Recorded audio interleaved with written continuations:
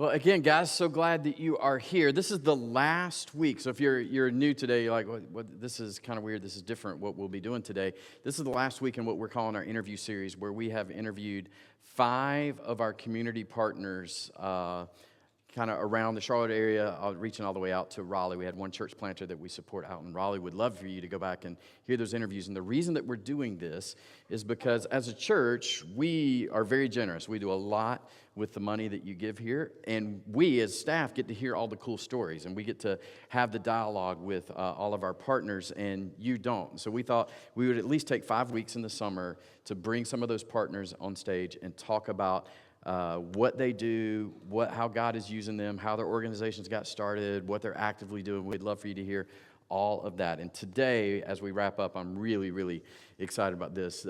We have with us Hope Match. They are the longest standing community partner that we have as a church. I really felt like it was longer than this as Aaron and I were talking, but 6 years, going on 7, that we have been working with Hope Match. And I'm just so excited to have you guys hear the story we're going to go through. Well, I don't want to telegraph everything, but so I have Aaron Blackmore and Brian, her husband, and they have one son who is 11, and they are all here. And she has with her someone who is going through Hope Match right now, and I have to read this because if I butcher it, so for all of our Nigerian friends or any of our African friends, I'm hoping going to get Ada's name right. So it is Ada Anya Chankea. Close enough, right? Anya, you guys come say this. Anya Chankea. So if you guys will welcome Ada and Aaron to the stage here. That would be great. Yes, and her son's being a good man, helping them up on the stage. There we go. All right, you raised him right. Have a seat. Your mics are down beside you. There you go. Aaron, I am so excited to have you here, honestly. Yeah, we are excited to be here.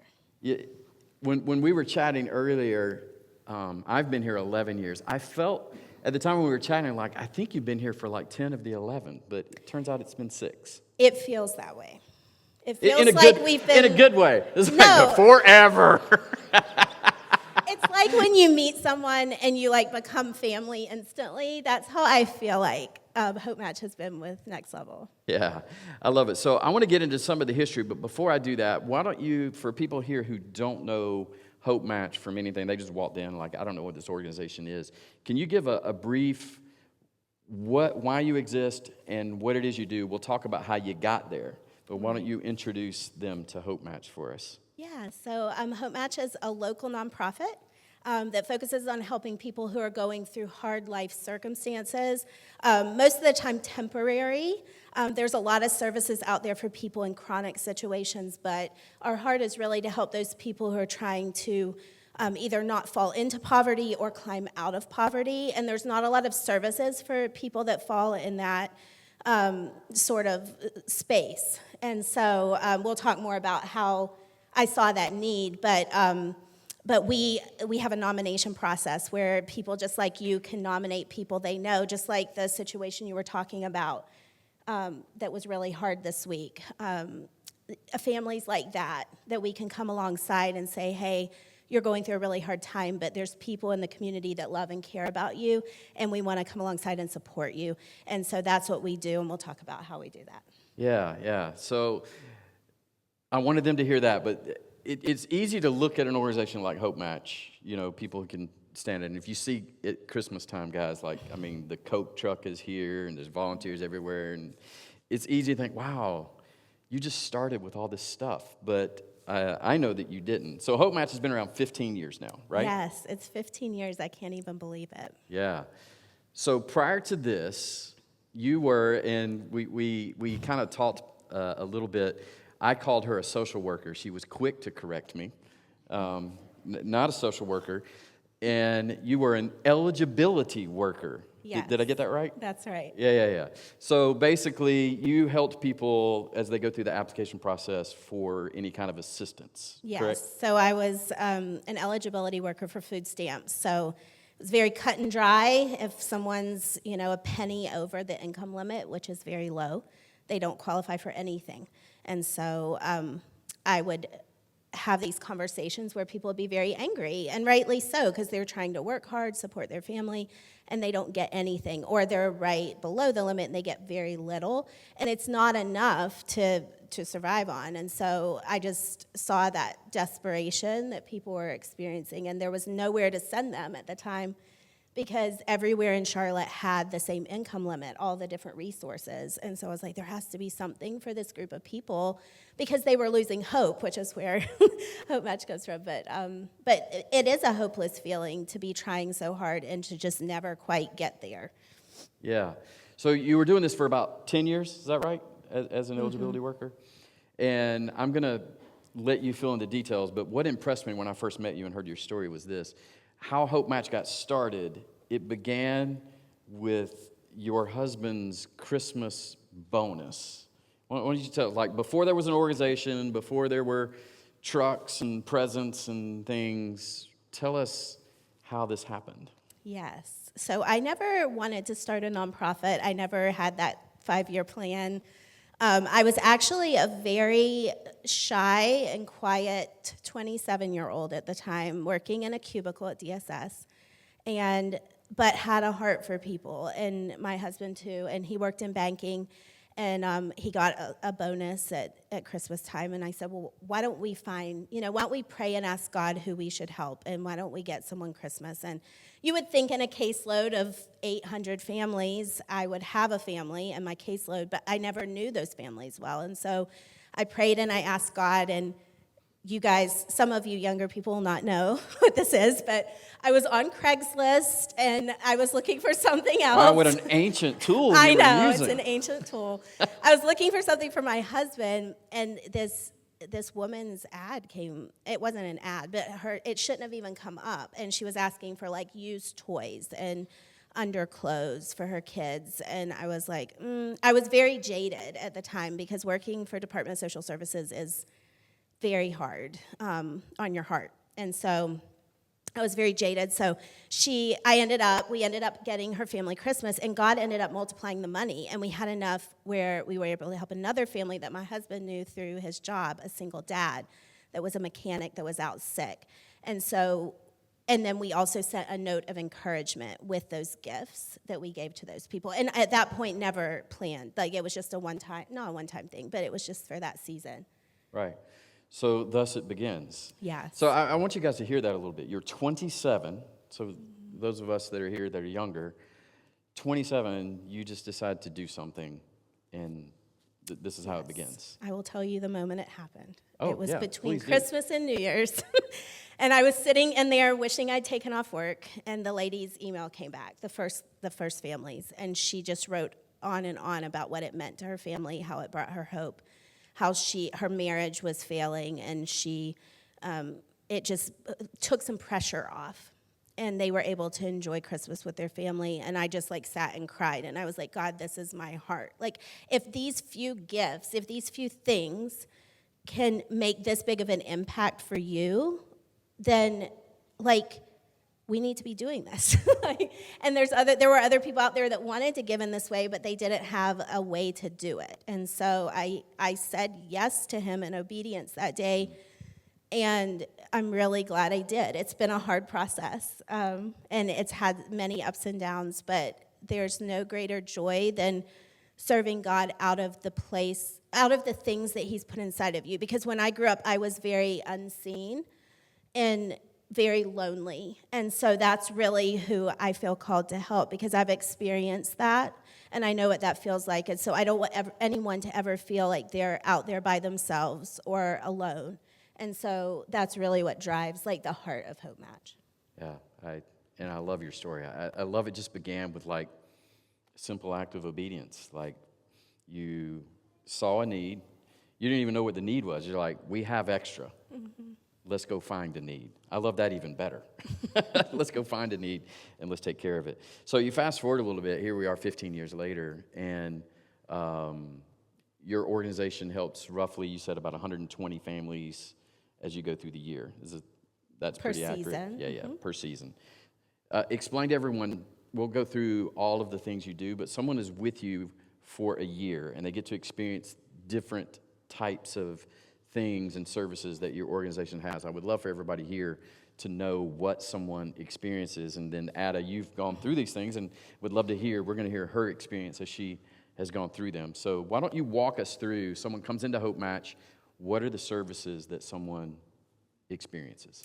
Yeah, so like when this started, I thought it was only going to be a Christmas program, like an adopt a family type program. And then as we got to know our families more, I realized, you know what, people don't just need help at Christmas. They don't just need hope and encouragement at Christmas.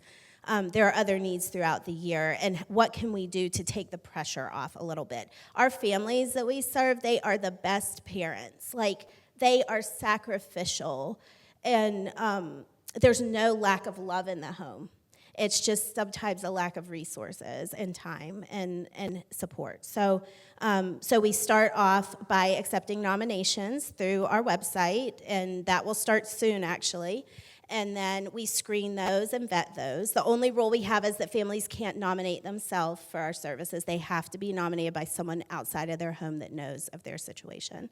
And then we vet those and screen those, and then if they are a good fit for our program, we call that family and ideally surprise them with the gift of Christmas. And the gift of Christmas is for everyone, so the parents get gifts. If grandma's in the home, she gets a gift. She gets gifts. We come and we volunteer. We have our holiday headquarters, I call it, in your youth building. And we probably process so thousands and thousands and thousands of gifts in 2 weeks. This year, 2 weeks. We've been doing 2.5. This year, it's going to be 2 weeks. So, and we have so much fun. And so many of you guys come and help out, and we love it. And so we have a phone team that calls the families to get their wish list. And this is a list of needs and wants, and we provide that for the whole family. They could choose to have their gifts wrapped, or they could wrap them themselves. We're really big on dignity. If a parent maybe doesn't have the funds to provide Christmas, but they could wrap their kids' Christmas, that gives them dignity. And so we're really big on that. And so we have volunteers that come in to help us inventory the gifts and wrap the gifts. Everything is personalized. That's one of the things that's really special about Hope Match is everything is personalized through all of our programs. So there was one year this lady wanted a necklace that had a little bird on it, and it was at Walmart. And guess what she got? She got that necklace. And so that's what makes people feel seen and like someone cares, and that God sees them most importantly, because that's why we do it. So we have inventory, we wrap gifts, we do all kinds of fun things. We have logistical support. We need you guys. If you're retired or you have time during the day, or ladies that love to, like CrossFit, we call it Hope Match CrossFit over there. But you guys that are new may not have seen this yet, but we have boxes just lining in this room of wrapped gifts that we then If deliver. you guys haven't been here, the impact that they have, so if you're here at Christmas, you've seen it, or if you come this Christmas, you'll see it. So starting around where the chairs are here, it's about 7 feet high in big moving boxes, 3 or 4 big moving boxes deep, 7 feet high, down this wall, down that wall, and down that wall. There's bicycles that are loaded in. I mean, we're talking thousands upon thousands of presents that are stacked in here. I love it. So sorry I had to interject there. Yes, it is. It's so exciting. And when you're doing it, you know, stuff gets moved in and out. But I always like to come over at the end and pray over everything and just like marvel at the generosity of God's people to bless others in our community that need it. And so from there, those families are invited into different things that we have throughout the year. In the spring, first we have Project Celebrate, which is our birthday parties and celebration assistance. We do a graduation party now. And then we have identity groups, and we have,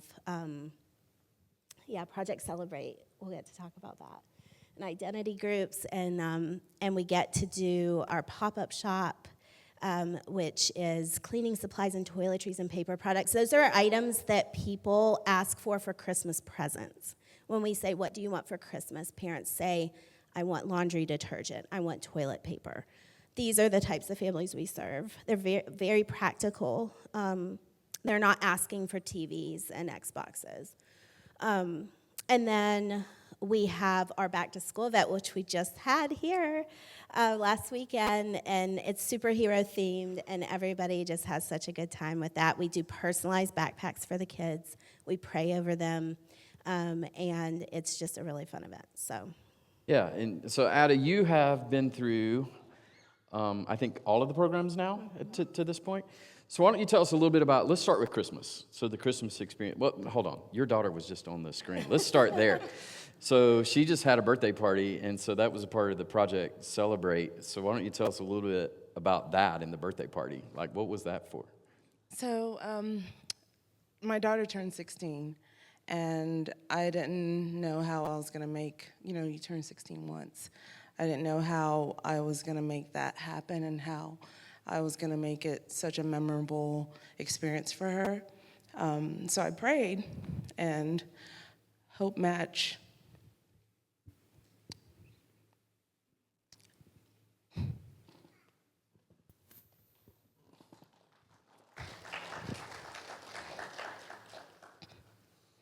the Lord answered through Hope Match.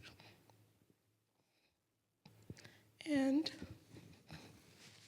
I could never have given her the most special 16-year-old party, and like everything was detailed. The cake, the decorations, the presents, the experience. It was so beautiful.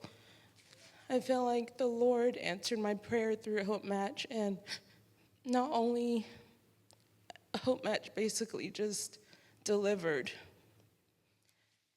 And of course, when the Lord is in it, it's like it's like unimaginable, and it made it so special for her, not just her, but my family.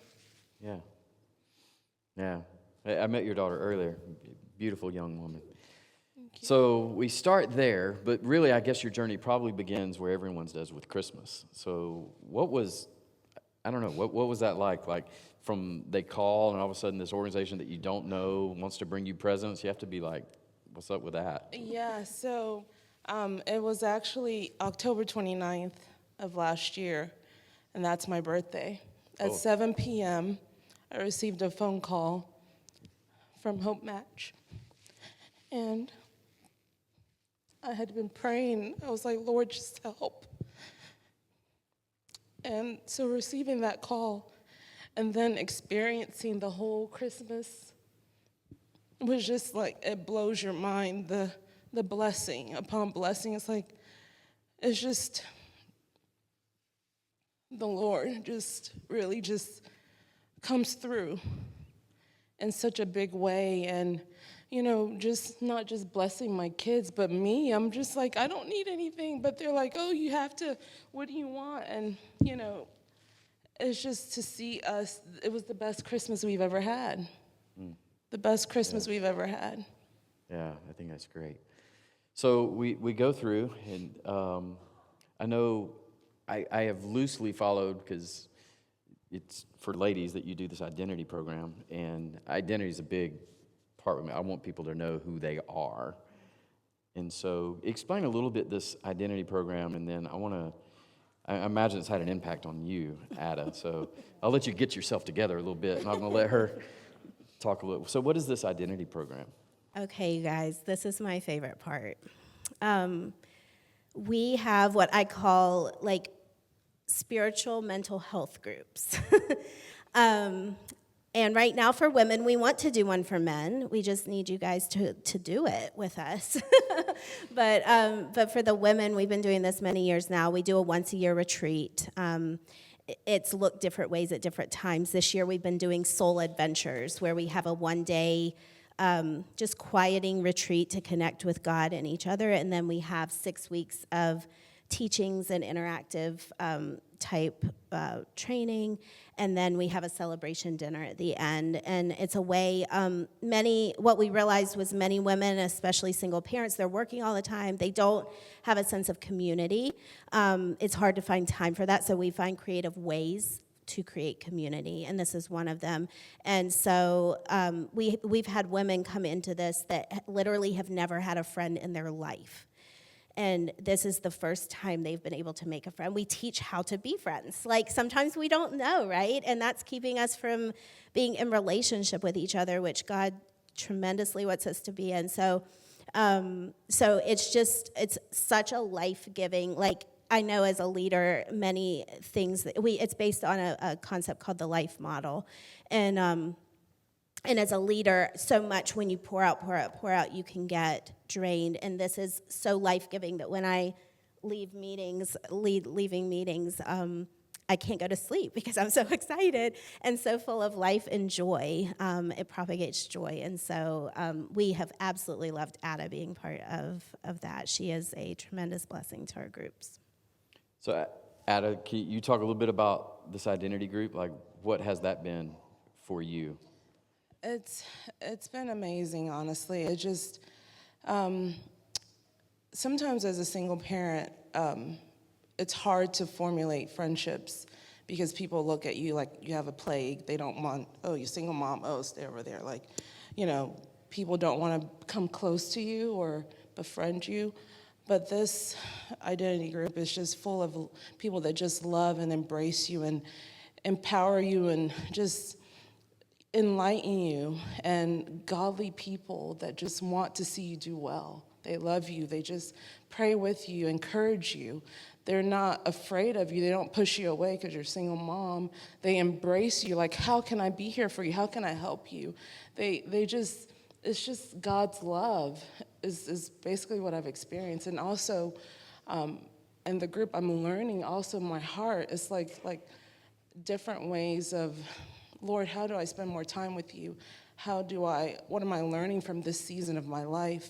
How do I get out of the season of my life? How do I surpass struggle? How do I just grow closer with the Lord and just learn deeper and yearn for that deepness with the Lord? And I'm learning so much from these other godly women, and it's honestly, it's phenomenal. I love that. So if you ever figure out how to get out of this season, I think most of us want that prayer answered. Like, Lord, how do I get out of this season of my life? I think the identity piece is just huge because many of us, especially when we're going through tough times, right? The world tells us, the enemy tells us, our mind tells us that we're just not worth anything, or we're no good, or we're bad parents. And I can't tell you how many women I meet that just say, I'm just a bad mom. And I just don't think it's true. So I think so true. I think that is beautiful and wonderful. So you have all of these programs, and you just had the back to school thing on campus, which I think if you're ever here for that one, that's just a hoot to just watch all the superheroes running around. Yes. I just wanted to, Brian, what were you? What was Brian this year? Star-Lord. My husband. You're always Star-Lord. You gonna change it up? That's his thing. That's his thing. That's his thing. I know, but and Thor comes. You said Thor comes. Thor is in the army, and I have to write him a letter to request leave to come be Thor. And he drives from the other side of Georgia all the way over, really quick trip to be Thor for us. So that's why we still have it we still have it as superhero theme because we want to honor him. He's awesome. Because he actually looks like Thor. It works for him. Yes. I see him, I'm like, I wish I looked that way. But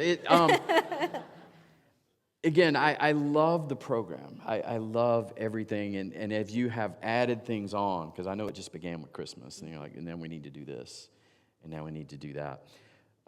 You guys should know that there's a little bit beyond the obvious partnership. We have a single mom's auto repair ministry, and many times Aaron and Hope Match will send ladies to have their cars worked on here, and then we reciprocate. As we learn stories, we nominate them for Hope Match. So there's kind of a lot of that. Yeah, there's a lot of back and forth that goes on.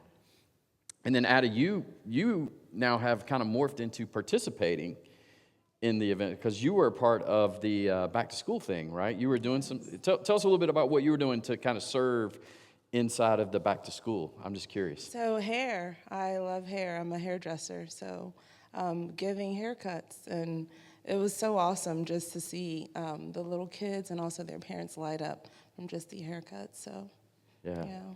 That's great. And this is common, right? You have people who go through the program, and many of them come back and say, hey, I want I want to Yes. participate. That's one of the things that's the biggest compliment is when new people come in, they don't know who is a board member, who is a leader, who is a participant, a past participant. We're all on an even playing field because we all have something to give. Maybe not financially right at the moment, but we can give our time. So like we always encourage people to pay it forward, whether it's through us or whether it's just in their own life. And so, as we kind of wrap up our interview time here, I wanted you to be able to share with us, like, what needs that you have that people here could say, hey, I would love to be able to help. How can I help? So if you want to share a couple of those, Sure. I think that would be I great. think we have a slide for that. We do. So we do have some volunteer opportunities that right now we're recruiting for. I know it seems early to be doing that for Christmas, but there's a lot that goes into doing things intentionally and serving intentionally. So we are starting up a prayer team. If you have a heart and passion for this group of people that we serve, or just for supporting us as leaders, I can't tell you how important that is. It'll be virtual mostly, and something you could do at home, but we would love to have your support, especially people here at this church at the location where we're going to be doing so many of the things. That would be awesome. We also have a phone team. When I talked about people who call the families and get their wish list, that is a virtual opportunity you can do from home between September and right up until Thanksgiving. And that's a really rewarding opportunity, and we'll be training for that in September. And then the scribes. So when I talked about sending that card of encouragement with those original families that my husband and I helped, that's what meant the most to them, more than the gifts, was people speaking life and encouragement to their situations. So if you have a heart to write and to encourage people, we would love to have your support. We provide all the materials and the training, but we would love to have that through the fall. You would write those cards and drop them off here in December. And then, of course, we have our holiday headquarters over in the youth building. So we will actually be having to decorate before Thanksgiving this year because of the way the calendar falls. And then we will be open for business December 2nd through the 13th. And then delivery day. You guys in here, you guys help deliver a lot. So go ahead and put this date on the calendar, December 14th for delivery day. I know she needs to emphasize this, and her husband, Brian, would want me to emphasize this. We need more drivers. And the guys here that do it, it's one of the coolest experiences. You literally get to be Santa Claus. Like, you load up a truck and drop off presents. Like, how awesome is that to have on a Saturday? And I know a lot of these guys, man, if you haven't seen it, we rent U-Haul trucks. Like, U-Hauls are showing up here. Like, you get to be Santa in a big way if you want to be, like, big Santa. But they do need some help being able to deliver all these in a timely manner so it doesn't take all day to drop the presents off. Did I cover it, Brian? Yeah. All right, good. And we just appreciate and I will get into my appreciation, but I appreciate all the guys that come and just serve us that time of year. It's a busy, and women, it's a very busy time of year. If you give time to us at that time of year, it is a sacrifice, and we know that. And so thank you so much to all of you who have been faithfully coming every year and doing that and being a part of Hope Match. So, guys, if you want to be a part of it, I'd encourage you, just take a picture of the screen. That'll give you all the dates. We post everything on our Next Level Facebook page as well, at least inside of our community group. But you can follow Hope Match and see those dates as well. But there you go. All of those are in front of you. We're going to pray for them in just a moment. But as I was pre-interviewing and talking with Erin, she said she had some words she wanted to be able to speak to you guys, to us as a church. And so I'm just going to let her be able to take it from here. Sure. So part of our identity groups is giving identity reflection. We often don't realize how we are being perceived until people tell us. A lot of times internally, we have inaccurate views of who we are. And so that can be individually or even as a group. And so I know that you guys know who you are because you do believe so much in that. But I just want to tell you how Hope Match experiences Next Level Church.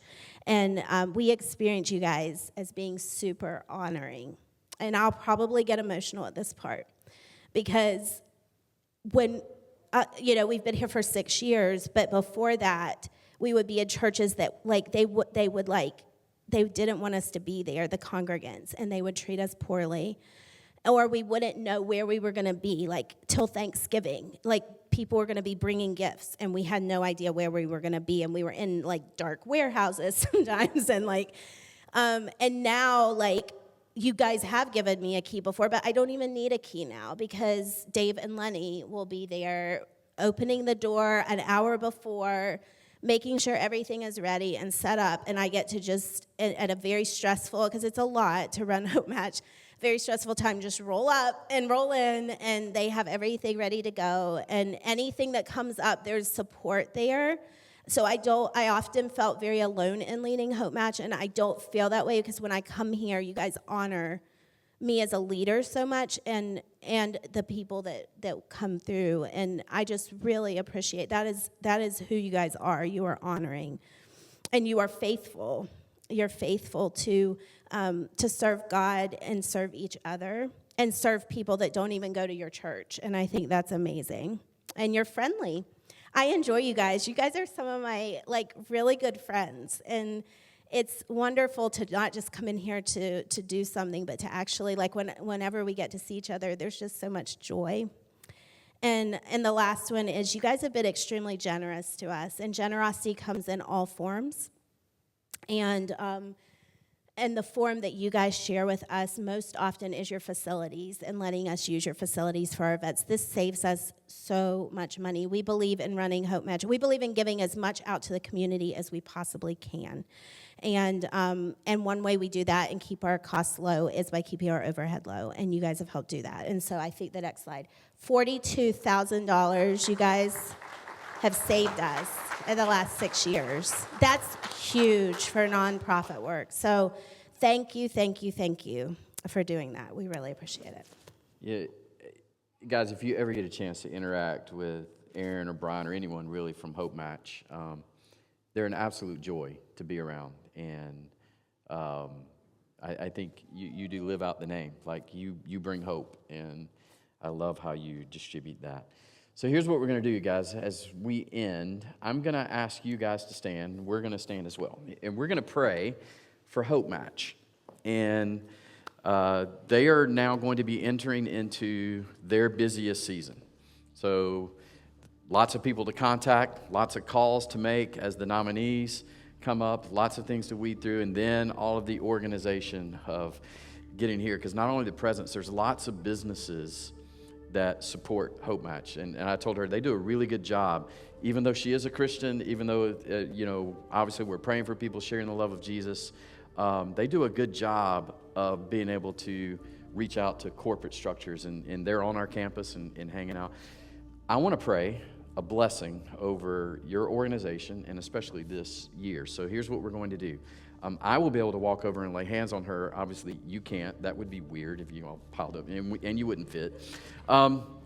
So I'm going to ask you, if you're comfortable, if you can kind of reach out symbolically, and that'll be a way to lay hands on Aaron that is here. And then we're going to pray together, and I want you to pray for a blessing over their organization, that they would continue to have the favor of God, and that this year would be a blessing to as many families as possible. We want to be able to impact them with the love of Jesus, whether they believe in Jesus or not, whether they are, God, church-tending people or not, they are God's children, and that they will be blessed. So if you'll join me in that, we're going to pray for these guys. So, Heavenly Father, right now I stand here with Erin. As she represents this entire Hope Match organization, God, I pray that you would allow your blessings to flow onto them and through them. That, God, that they would have your favor. It would be the favor of God when they reach out to organizations, when they reach out to families.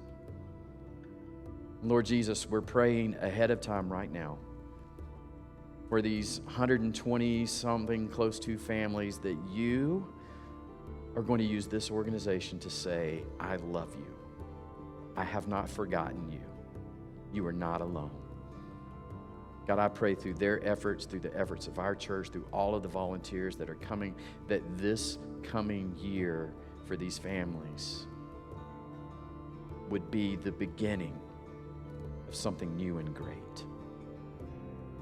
And then, God, I just want to pray for Aaron and Brian personally and their family as they lead something that God, you would give them grace, that you would give them peace, and probably most importantly, God, give them wisdom and to know what to do and when to do it. Pray for all of that in Jesus' name.